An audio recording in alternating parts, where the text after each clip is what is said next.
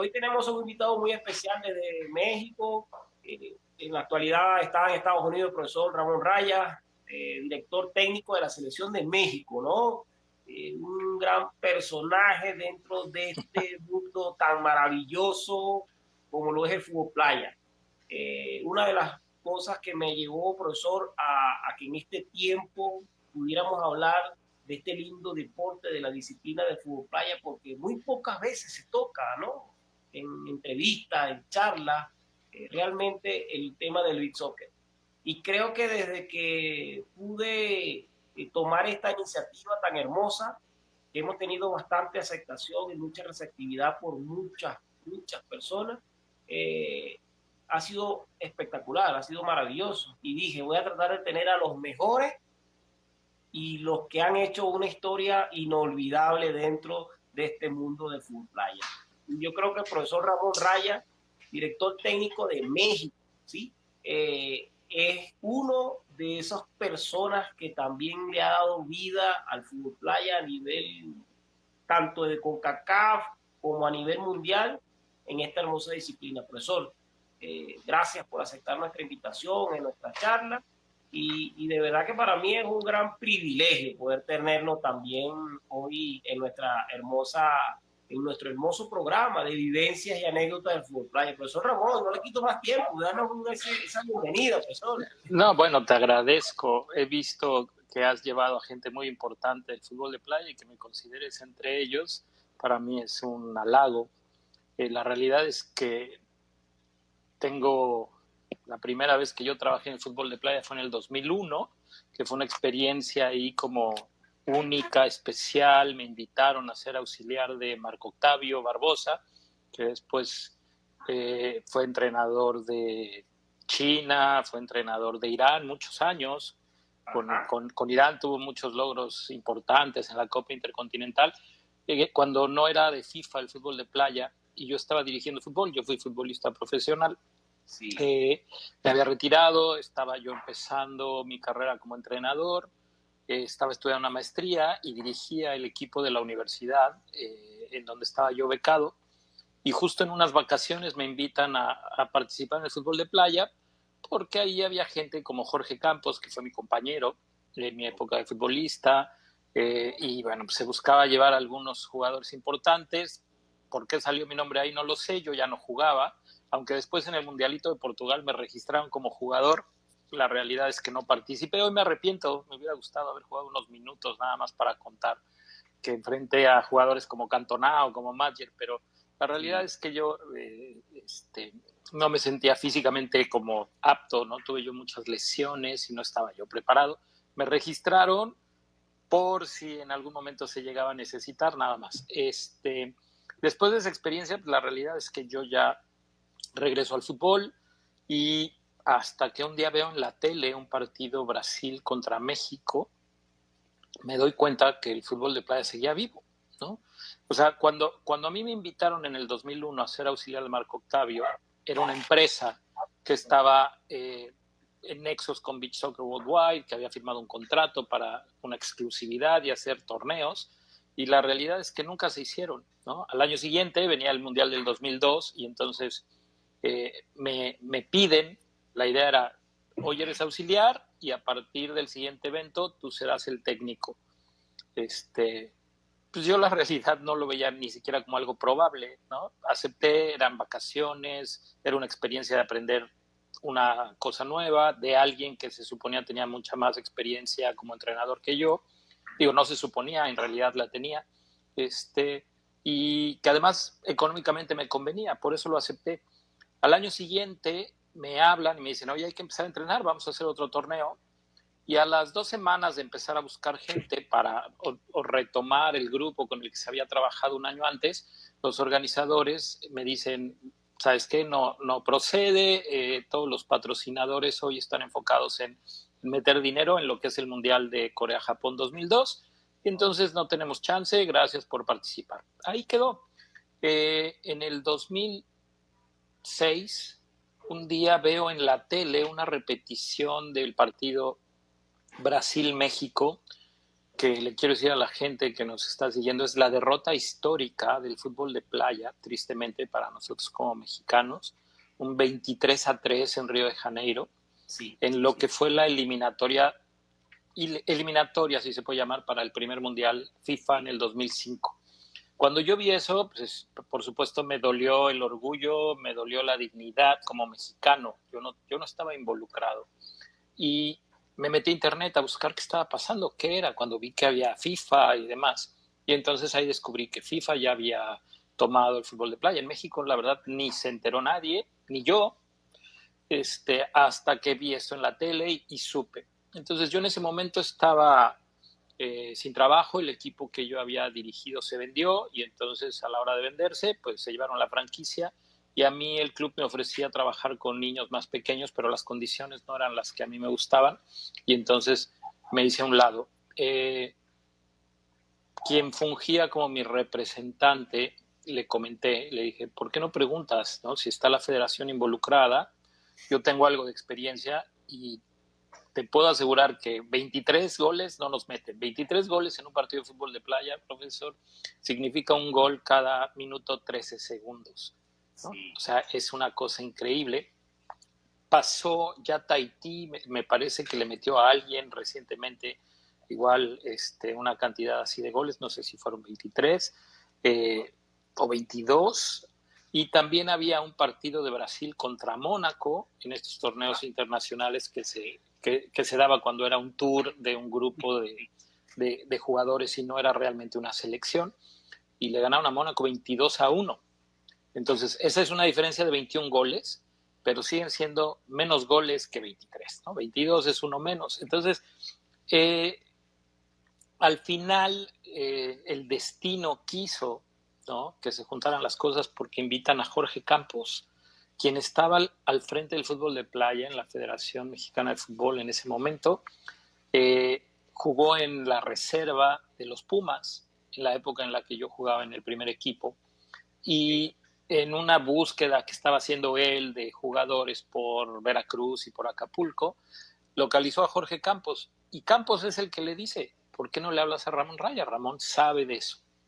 Y luego le pone como condición, le dice, si quieres que yo vaya, pon a Ramón Raya, porque por lo menos no nos van a golear. Conociendo a Ramón, no nos van a golear.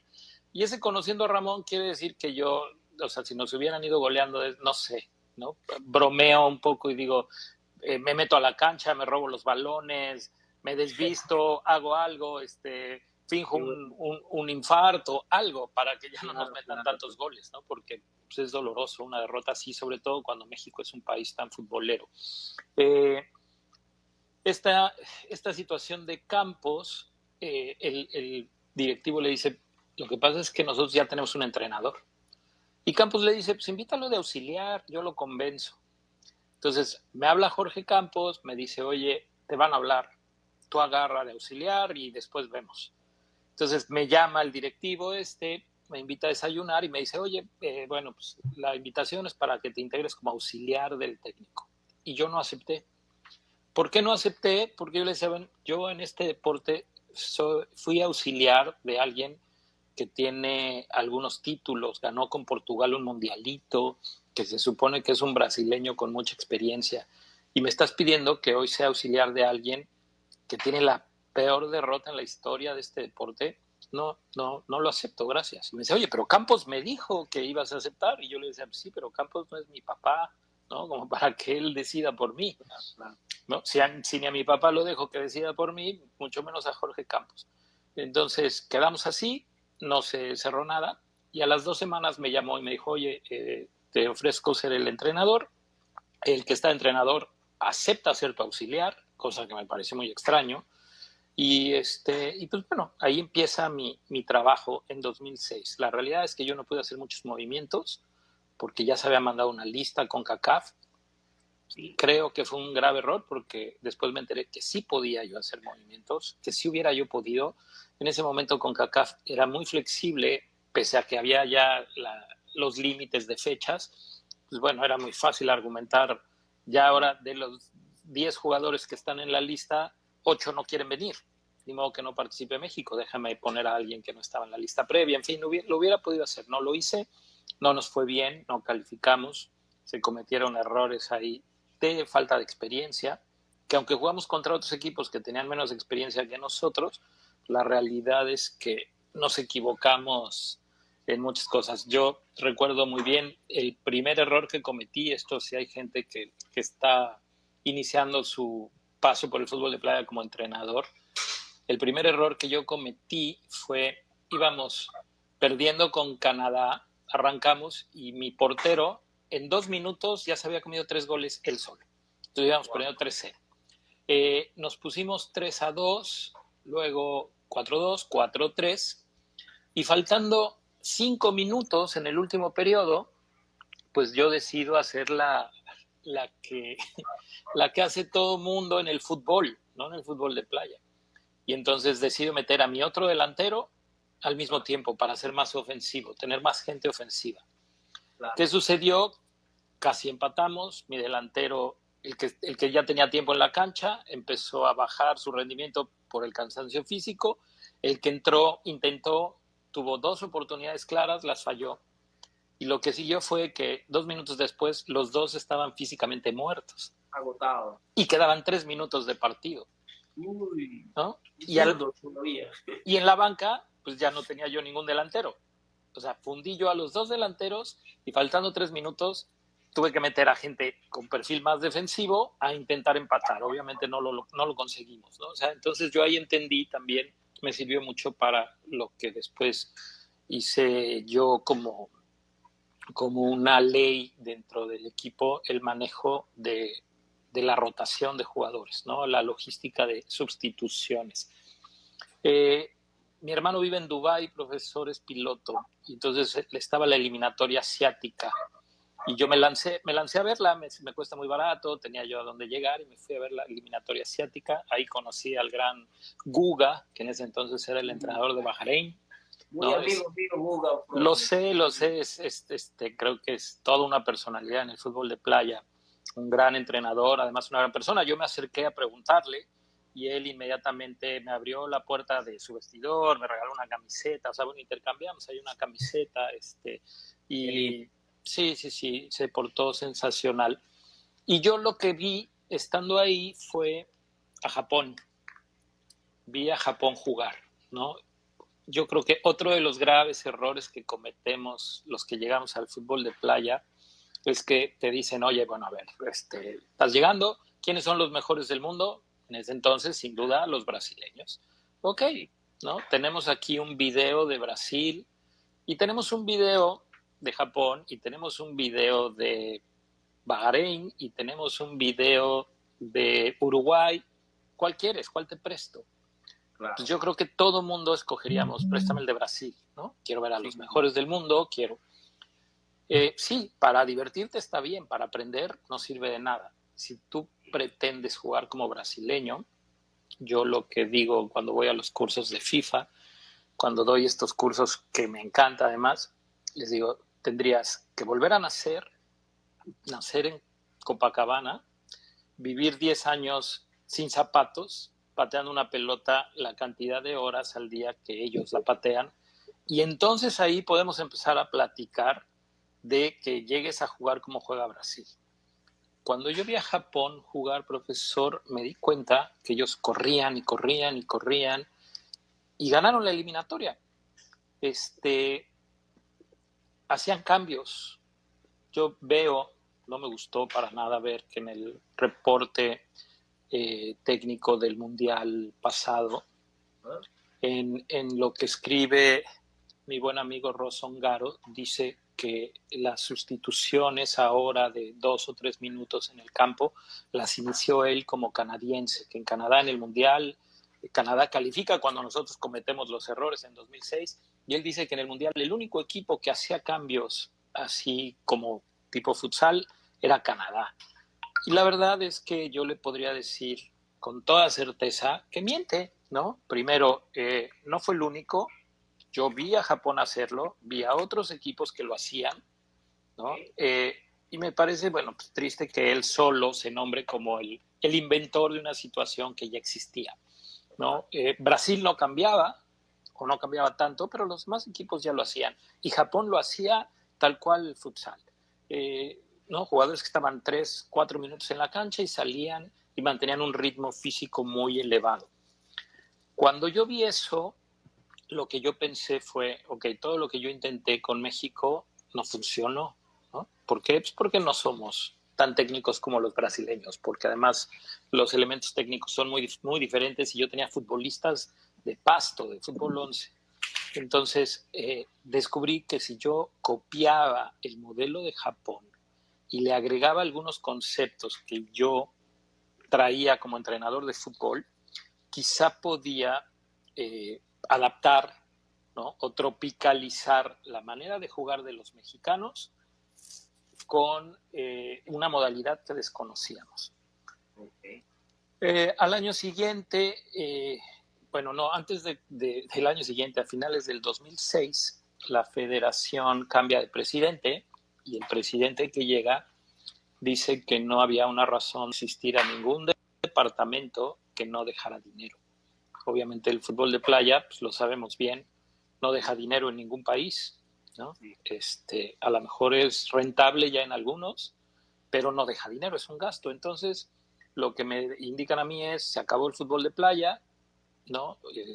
Ya no necesitamos tus servicios, pero me llega una invitación de Brasil, de mi gran amigo Ailton Prado, que fue ahora el jefe del Mundial pasado en Paraguay, ¿no? A quien yo había conocido en el 2001. Y entonces me pregunta, Ramón, ¿eres el entrenador de la selección? Y le digo, bueno, pues se supone que sí. La realidad es que ya me habían dicho que no. Me dice, bueno, tengo una invitación para que vengas a jugar a Brasil, ¿no? Un torneo, viene Francia, viene Sudáfrica, me acuerdo que me dijo, está Brasil y serían ustedes, ¿no? Quiero hacer un torneo intercontinental. Y entonces pues yo me reí y le dije, uy, Ailton, la realidad es que no tenemos presupuesto. Por esa relación que tengo con Ailton me dijo, déjame checar, y 15 minutos después me llamó y me dijo, yo te pago todo, boletos de avión, hotel, tal. Wow. ¿Ok? Entonces yo voy a la federación a pedir permiso, bueno, mando la invitación y después de una semana me contestan que no. Y entonces me lanzo a ver al director de selecciones nacionales, Guillermo Cantú, que es buen amigo mío, además de me parece un directivo intachable. Jugamos juntos cuando éramos niños, o sea, teníamos ya una relación de tiempo atrás, y me lanzo a verlo para reclamarle el que nos hubieran dicho que no. Él no estaba enterado, o sea, la invitación nunca le llegó a él, a quien yo se la mandé, nunca se atrevió a dársela a los directivos, ¿no? Digo, era nueva administración y ya había una orden ahí de que desapareciera todo. Entonces termina dándome permiso de viajar representando a México siempre y cuando a la federación no le costara un peso. Incluso yo tuve que pagar las visas. En ese entonces México necesitaba visa para viajar a Brasil y me preguntó, ¿quién va a pagar las visas? Y las tuve que pagar yo de mi dinero, ¿no? Las pagué yo de mi dinero. Le dije, voy a buscar quién me regala unas camisetas, que a lo mejor van a tener ahí un patrocinio de una carnicería o una farmacia o algo. Y él me dijo, no, si vas como México tienes que ir con Adidas, porque es nuestro patrocinador. Y entonces le dije, ¿ves cómo eres igual que todos? Me estás poniendo todas las trabas del mundo. Yo no tengo ni un empresario, ni un promotor, ni tengo el capital, ni voy a invertir, ¿no? O sea, si a duras penas voy a pagar las visas, ahora quieres que compre uniformes. Entonces le dije, ¿por qué no me prestas unos? La historia corta es que aceptó prestarme unos. Le pedí entonces, préstame también el de visita. Entonces me dijo, ok, pero fírmame un pagaré de que si se te pierden, de que si no me regresas uno solo, me pagas todos. Le dije, ok, entonces si ya te voy a firmar un pagaré, préstame también unos pants, préstame también un uniforme de entrenamiento para poder estar en la concentración. No sé, unos pants y un polo para viajar, un uniforme de entrenamiento, porque hay un entrenamiento oficial, y yo ahí mezclo entre la de viaje y la de entrenamiento para estar en la concentración. Le dije, tú desconoces, pero los equipos que van perfectamente bien vestidos. Total, me los prestó.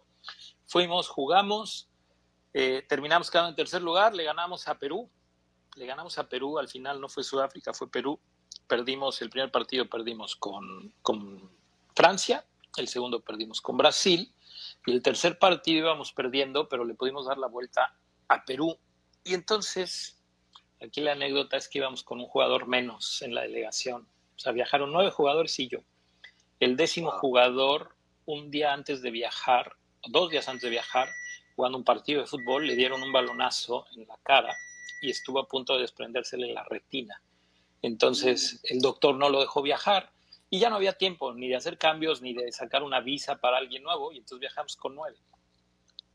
Es una anécdota importante en mi carrera porque, bueno, son dos motivos. El primero es cuando nos dan la medalla de tercer lugar, yo veo que sobra una, ¿no? Que había una ahí que sobraba. Y entonces me acerco a pedirla, que si me la regalaban, digo, al final es una medalla que ya no le sirve a nadie, una medalla de tercer lugar de un torneo que, ¿no? Me dijeron, sí, claro que sí, me regalaron la medalla y llegando a México fui a dar las gracias, a regresar la ropa. De hecho, el que era el capitán, un exjugador de primera división, le regaló a un árbitro un chaleco una casaca para entrenar. Y yo me enojé mucho porque me pidió permiso y le dije que no, yo había quedado a regresar el 100%. No le importó, la regaló. Llegando al aeropuerto, cuando me avisó que no la traía, le dije que nunca más iba a estar en un equipo mientras yo estuviera, ¿no? Que hasta ahí llegábamos. Él se enojó mucho, incluso me insultó, pero bueno, no pasó de ahí. Y yo regresé a la federación con la bolsa de uniformes diciéndole, se perdió una casaca, entonces dime cuánto debo. Bueno, la realidad es que era lamentable si me hubieran querido cobrar el que se perdía una casaca, ¿no? Pero bueno, claro. Ya cuando me iba a retirar, le doy la medalla al director de selecciones, le digo, toma, te traje esto y pues nada más te agradezco, porque era hasta ahí se muere, ahí se acaba todo. Claro, me dijo, claro. No, me dijo, no, espera, esta medalla es tuya. Y le dije, a ver, tienes muchos años de conocerme y me parece que no me conoces bien. Yo nunca te daría mi medalla. Esta medalla sobraba por esto y esto y esto otro, y al final tú nos apoyaste, entonces pues, quiero que la conserves. Cuando ya me iba a salir de la oficina me dijo, ¿cuánto pagaste de visas? Era algo así como $600, $700. Y me dijo, ¿tienes algún comprobante? Sí, por supuesto.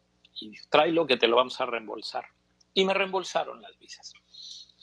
¿Qué siguió, profesor? Nada, no siguió nada. O sea, me llamaron para decirme, ¿por qué no te encargas tú? Pero tú sales a buscar, tú haces, tú decides, pero no hay dinero, ¿no? Ni para ti ni para nadie. Y yo les dije, no, gracias, yo solo quiero ser entrenador. Entonces yo me voy a buscar ser entrenador. Hay gente que quiere manejar el fútbol de playa, a la que se lo podrías dar. Yo con mucho gusto, ¿no? Me hago un lado para que esas personas que quieren promoverlo y buscar patrocinios y todo ese trabajo que no me corresponde, lo hagan. Al final, pues ahí se muere el fútbol de playa en México. Pero en julio del 2007, el director de selecciones me llama y me dice, quiero platicar contigo. Yo vivía en Chicago y justo la selección nacional iba a jugar la final de la Copa Oro. Y entonces lo voy a ver al hotel en Chicago, además la coincidencia de que hubiera sido ahí, y me dice, FIFA nos está obligando a participar en las eliminatorias. Y la historia, después yo me entero, es la eliminatoria iba a ser en Acapulco y México había declinado la participación.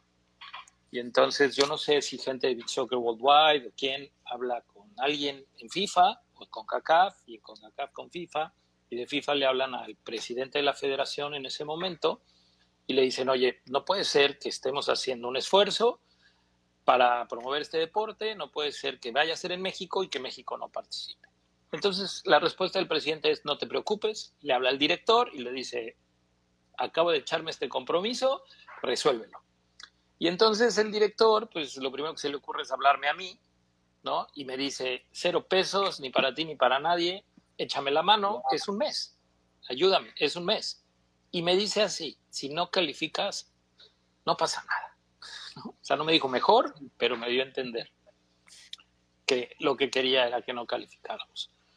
Entonces, con la gente que yo había ya conocido del 2006, que había tenido buena actuación, con la gente que llevé a esta Copa de Naciones en Guarujá, en Brasil, en enero, empecé a trabajar. Ellos mismos me ayudaron a conseguir otros jugadores que acababan de quedar desechados del fútbol profesional. Y efectivamente, en un lapso de 3 semanas, preparé un equipo.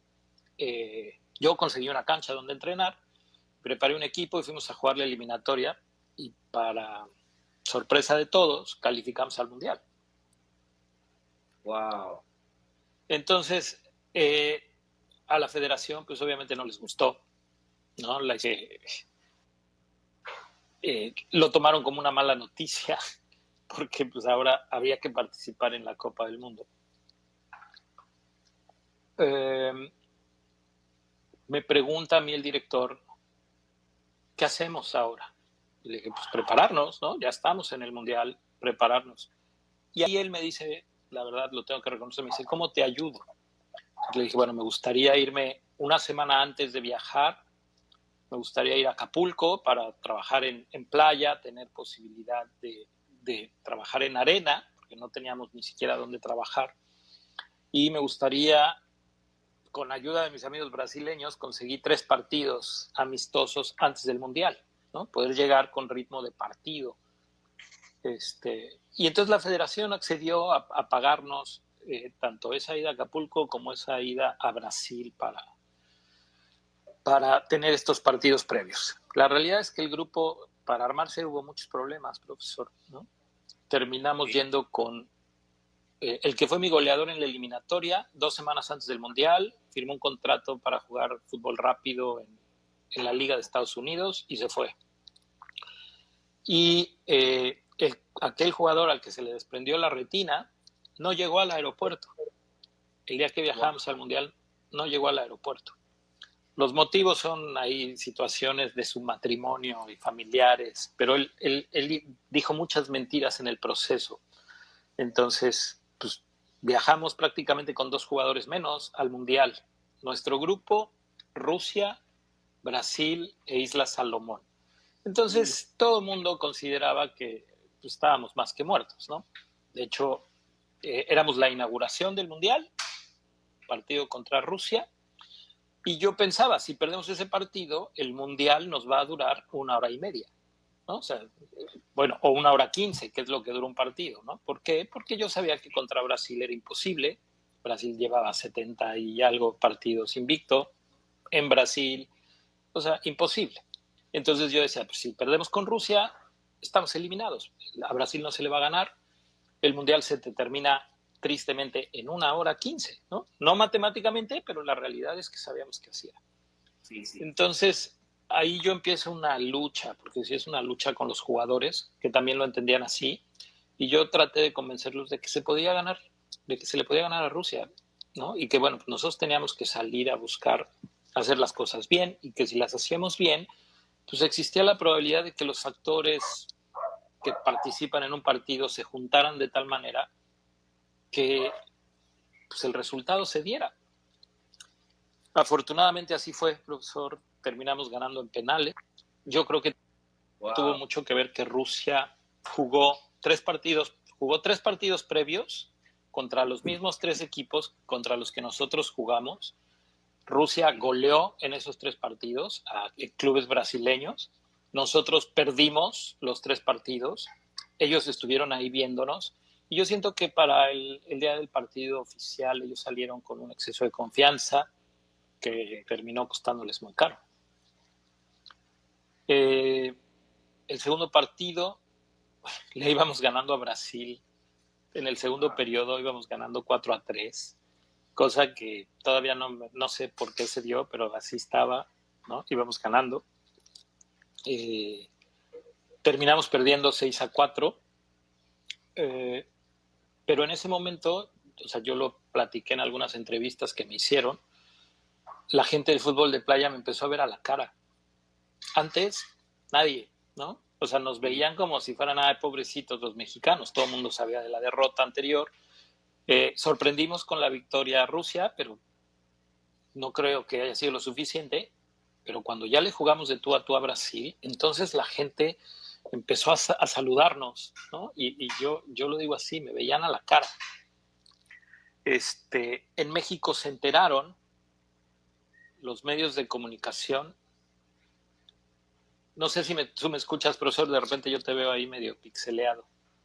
Sí, te escucho. ¿Me escuchas? Ok, te digo, entonces, sí, ya te escuché. Yo trabajé en los medios de comunicación en México, tuve un programa de radio y conozco a mucha gente de los medios desde mi época de jugador. Entonces un gran amigo mío que tenía un programa diario se despierta muy temprano para irse a hacer su noticiario y prende la tele y se encuentra con que estaba el partido México-Brasil. Entonces ve el partido, se da cuenta que estoy yo ahí y le pide a la gente encargada de deportes se comunique conmigo y me pregunten. Y entonces, como era un programa a nivel nacional, en ese momento tuvimos la difusión que no imaginamos, porque nadie fue al aeropuerto a despedirnos, nadie, en ningún lugar salió una nota de que México iba a un mundial de fútbol de playa. Y entonces él empezó a dar seguimiento, que siguió, que le ganamos a Salomón. Afortunadamente Brasil le gana en penales a Rusia, porque si Rusia hubiera ganado hubiéramos estado fuera del mundial, pero Brasil termina empatando y después ganando. Y entonces estábamos en la siguiente ronda en una situación que nosotros no habíamos ni soñado, ¿no? O sea, los jugadores no lo tenían en la cabeza, pero se dio. Digo, lo tengo que mencionar porque sí me parece importante. No me gusta hablar de la parte que tiene que ver con lo que yo hice bien o no mal, pero lo tengo que mencionar. Unas horas antes de jugar contra Rusia, los jugadores querían irse de compras y yo no los dejé y me amenazaron con no presentarse a jugar el partido contra Rusia, el primer partido. Yo me mantuve en mi postura, después tuvimos una charla muy fuerte, o sea, hubo un rompimiento fuerte, entonces todo indicaba que iba a ser una gran tragedia para los mexicanos que íbamos, ¿no? El Mundial, y de repente, menos de una semana después, estábamos pensando en que nos íbamos a enfrentar a España ya en cuartos de final. El partido con España fue durísimo, nosotros ya mentalmente veníamos muy sólidos, les ganamos en los últimos minutos y de repente, sin pensarlo, ya estábamos en la semifinal contra Uruguay. Obviamente en México ya había noticias, ya se estaba haciendo ruido, ya las televisoras habían mandado a sus corresponsales, ¿no? A que nos entrevistaran y le dieran un poco de seguimiento. Y tuvimos la fortuna de ganarle a Uruguay la semifinal en un partido también con una cantidad enorme de situaciones para hacer un libro. Y pues bueno, la final ya fue otra cosa. Brasil nos gana 8-2. También hay una serie de situaciones ahí increíbles, ¿no? Dignas de recordar toda la vida. Y terminamos ganando una medalla de plata, lo cual, pues, te digo, no estaba en los sueños de nadie. Cuando regresamos a México, obviamente, pues el recibimiento, imagínate, ¿no?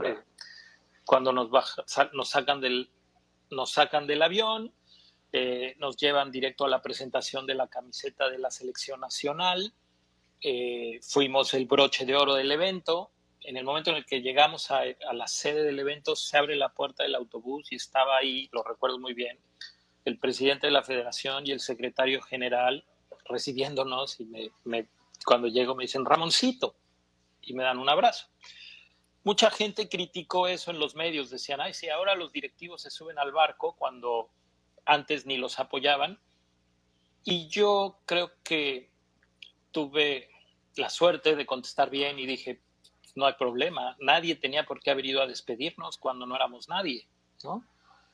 Me hubiera dolido mucho que hubiéramos regresado y no estuvieran, y ellos estuvieron ahí. La realidad es que quien pagó nuestra preparación y quien decidió que pudiéramos ir a prepararnos fueron ellos, entonces tenemos que estar agradecidos con esta directiva. La realidad es que el presidente Justino Compeán fue el mejor directivo que pude tener, Decio de María fue parte importantísima, y el director de selecciones en ese momento, Guillermo Cantú, yo creo que es el principal responsable. A partir de ahí, pues ya no puedes desaparecer el fútbol de playa, ¿no? Un departamento que querías desaparecer ahora te da la tercer medalla de México en la historia de FIFA. Y ahí empieza la verdadera lucha, porque me dicen, ok, ¿y ahora qué sigue? No te puedes ir, trabaja. Y bueno, pues entonces ahí empezamos, no teníamos cancha, no tenemos liga, no había jugadores, no había ninguna relación hacia afuera para poder prepararnos y foguearnos. Y prácticamente, no desde cero, porque ya ser subcampeón del mundo nos daba un escalón más arriba que muchos de los otros países que tenían más tiempo que nosotros. De ahí arrancamos, profesor. Profe, pero también recordando un poco esa linda historia, ¿no? Aparte de que es una historia, fue también mucha controversia y anécdota, ¿no? Entre ese primer mundial, porque también usted recibió un premio importantísimo. Fue reconocido en ese mundial como el mejor entrenador y fue de México, ¿no? Fue Ramón Raya, ¿no? ¿Qué también sintió eso para Ramón en ese momento, como que te dio más fuerza en medio de tanta dificultad haber recibido un premio de FIFA como el mejor entrenador de ese mundial? Imagínate, digo, yo creo que es un premio que si recibe el entrenador campeón del mundo, se debe sentir súper orgulloso. Imagínate lo que yo sentí cuando en ese momento, me acuerdo que cuando llegamos a Brasil me habló un periodista mexicano. Yo escribía una columna en un portal, entonces ellos por mi columna sabían que yo estaba en Brasil, y uno de los reporteros de ese medio me dice, oye, estaba yo pensando en hacer una nota sobre México en el Mundial de Fútbol de Playa y busqué algo de información y no encuentro nada, no hay nada en todo el mundo sobre México. Dice, entonces lo que me puse a buscar fue los momios en las casas de apuestas para ver cómo consideraban a México. Dice, entonces no sé si sepas que estás considerado como el lugar 16 de 16 y el 15 es Isla Salomón, y como Isla Salomón es tu rival, me fui al momio del partido y dice que van a perder por más de 4 goles. Entonces, esa era como la expectativa que había de México.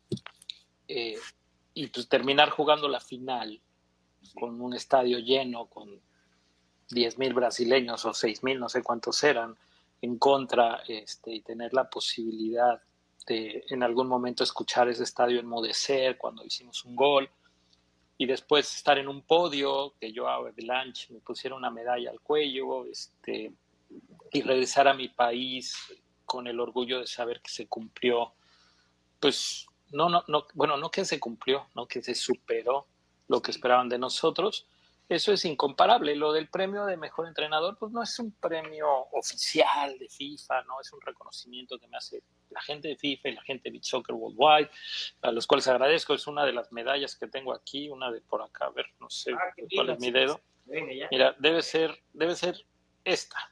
Este es de cuando jugué el Mundial Sub-17, esta es la medalla, es una réplica del subcampeonato del mundo, y esta es la medalla que me dieron como premio.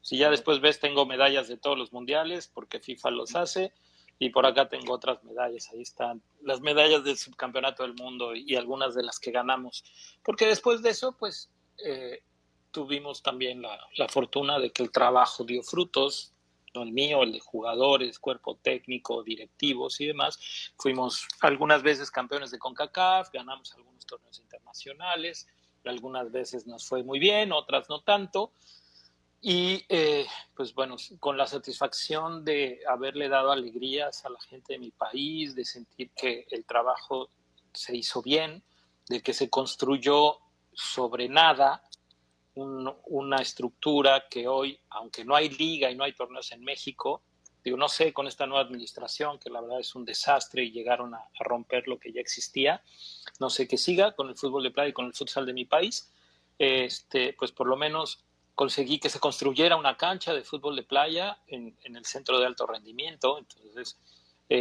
pasamos a formar parte de la estructura de selecciones nacionales, llegó a haber un gran incentivo económico para los jugadores, siempre a ganar, ¿no? Siempre lo que eran premios y viáticos en los viajes, premios en los torneos oficiales, en donde pues estos jugadores por lo menos veían retribuidos económicamente el esfuerzo, porque la realidad es que es un gran esfuerzo.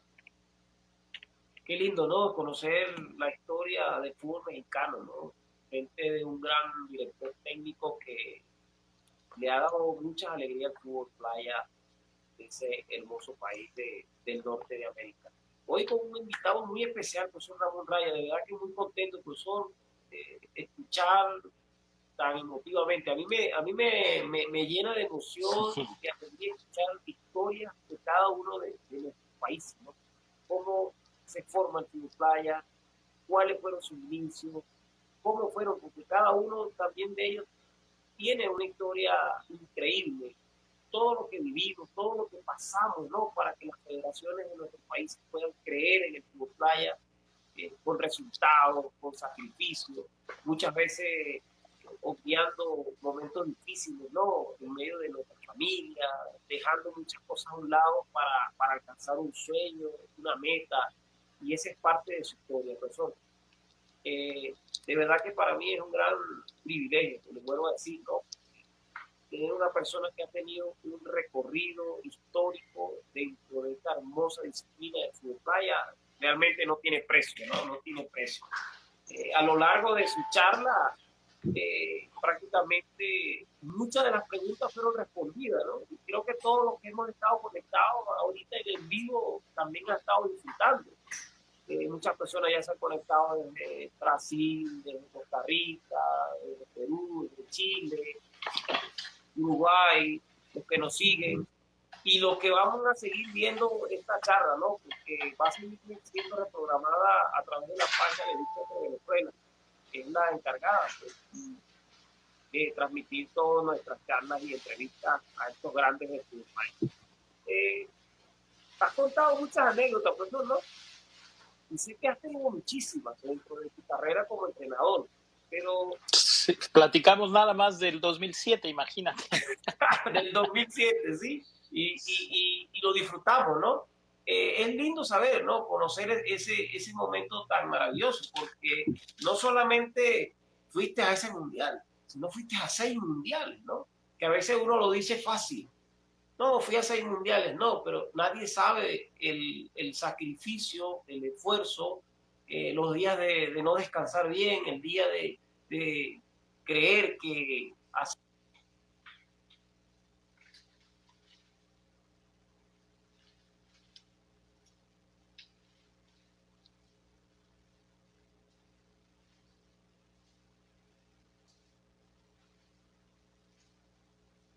le ha dado muchas satisfacciones tal vez a...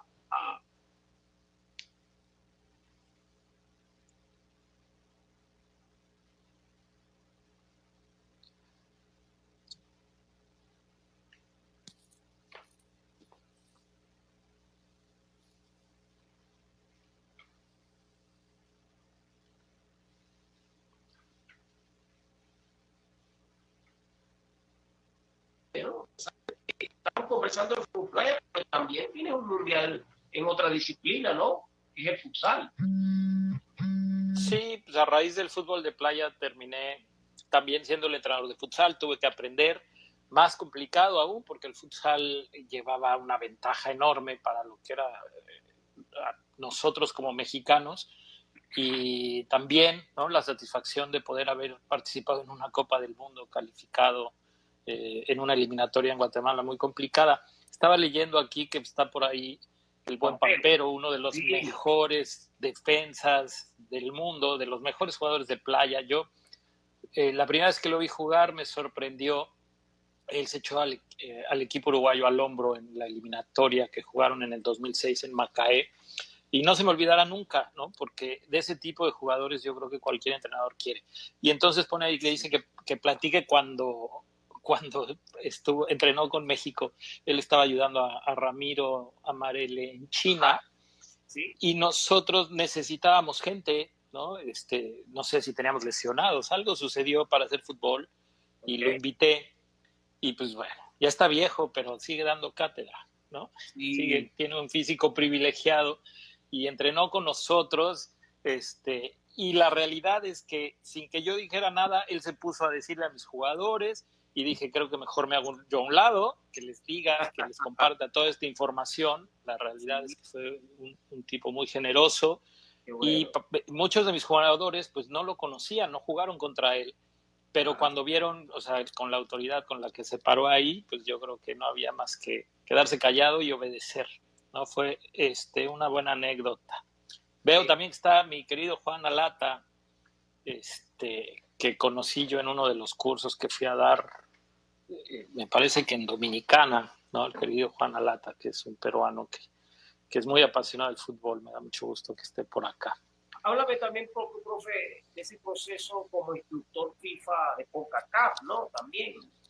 ¿Cómo han vivido ese proceso que llega ya, creo que en el 2009, ¿no? Que hacen parte de ese proyecto FIFA como instructor. Cuéntanos un poco también de esa historia.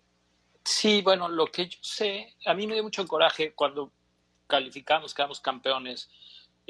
Voy al Mundial del 2008 y me entero que a la par del Mundial había como un congreso y que había nombrado instructores a algunas personas del fútbol de playa del mundo y a mí no me habían invitado.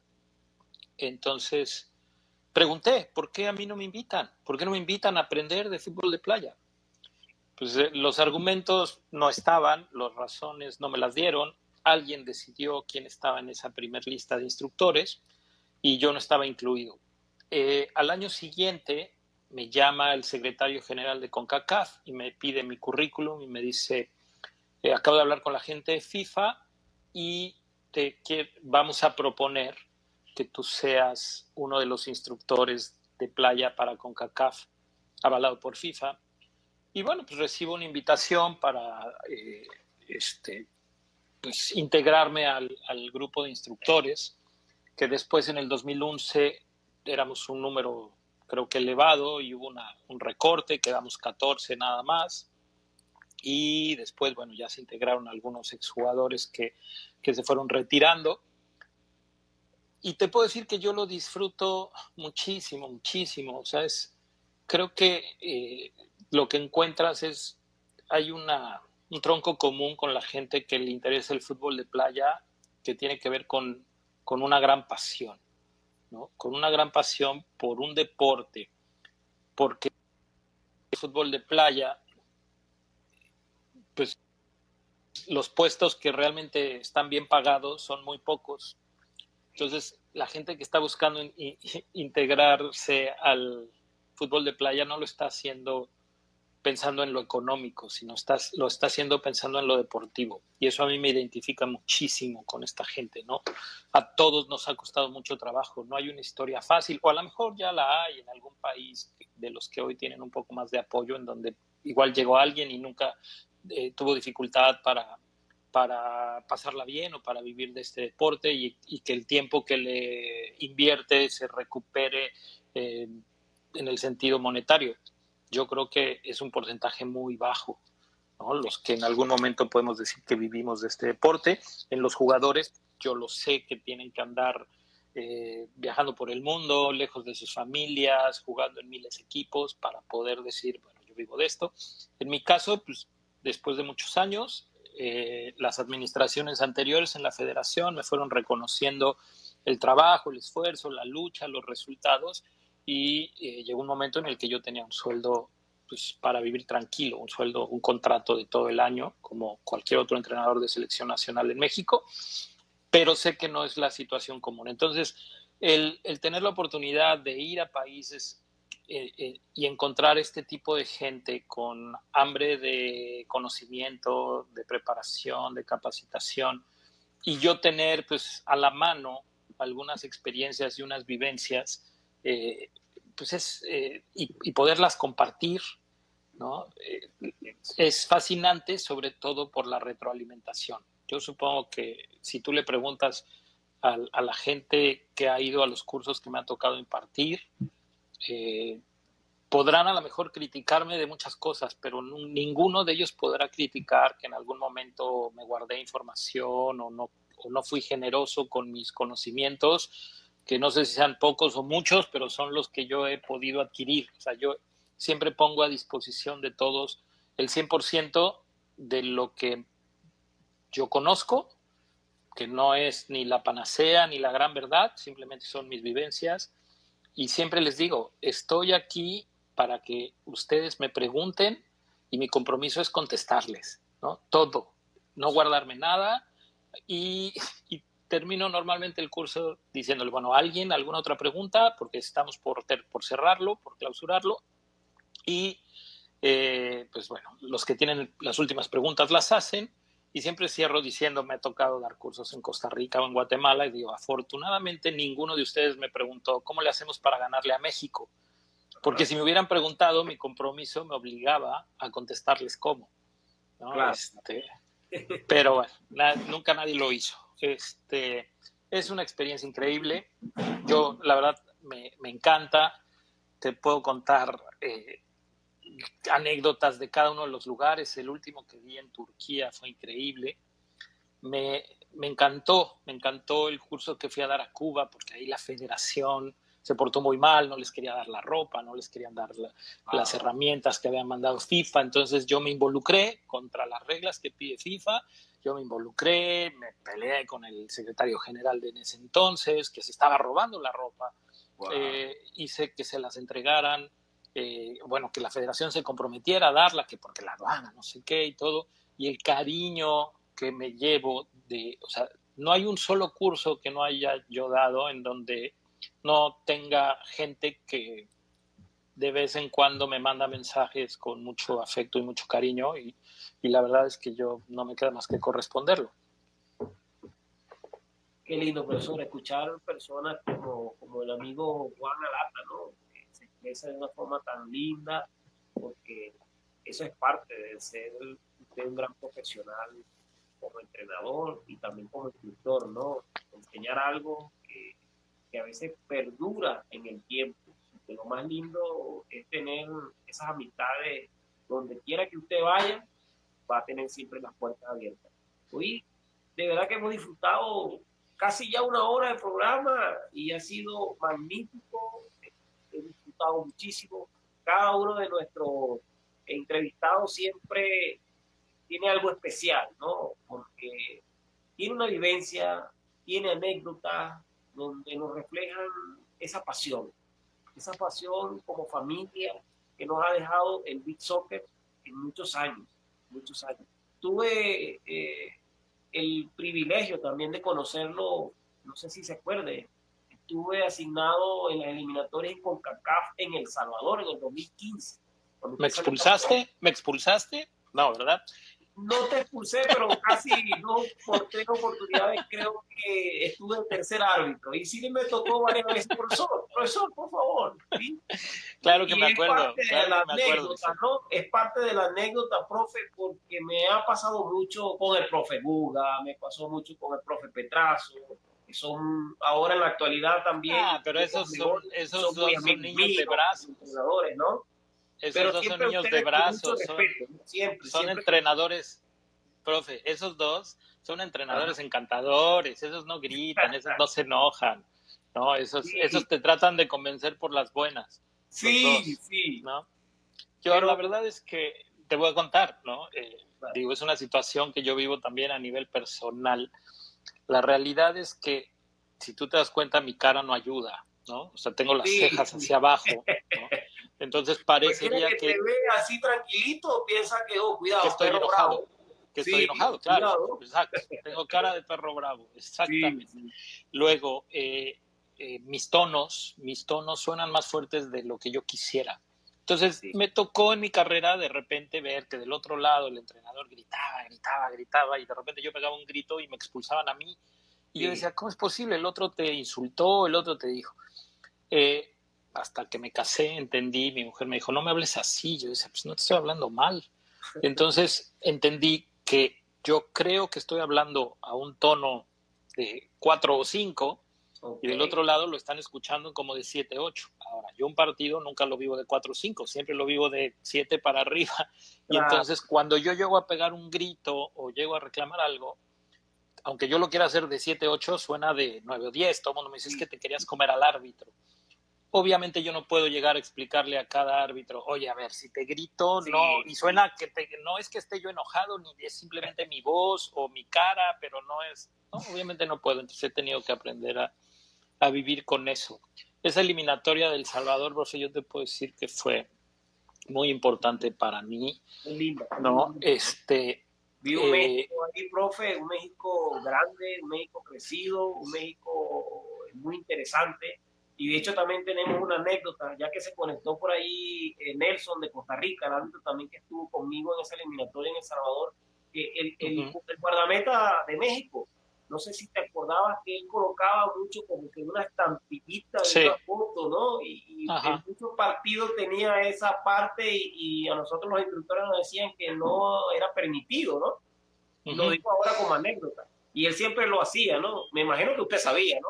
Sí, porque fíjate, en el 2007 lo hizo y en ese entonces como que nadie ponía atención o no lo cuidaron y él incluso, si, no sé si todavía exista, en la página de FIFA había una foto de sus guantes donde él cargaba un escapulario y una foto de una nena que había fallecido y que para él era como una motivación para darlo todo, etcétera, etcétera. Y iba y lo ponía ahí a un lado de la portería y pues nadie le dijo nada. Entonces después él intentó hacerlo y siempre tuvo problemas. Incluso en algún momento yo le dije, bueno, si todos los partidos tienes problemas, ¿por qué los sigues haciendo? Claro, claro. Y pues bueno, de repente podía hacerlo porque no se daban cuenta y de repente no. Yo te digo, esa eliminatoria para mí tiene un sabor especial porque yo desconfiaba de ese grupo. Era un grupo que Profe, había sufrido un profe, cambio. profe, disculpe que Dime. te interrumpa. ¿Okay? Ya se finalizó el primera hora, ¿sí? Ok, Vamos a cortar para que sigas la respuesta y nos volvemos a activar nuevamente. Por favor, va. ¿sí? Hoy Ok, con nosotros el profesor Ramón Raya, director técnico de México, un gran personaje dentro de nuestra historia del fútbol playa, un grande con sus vivencias y sus anécdotas. Ya nos volvemos a conectar nuevamente con ustedes, ¿sí?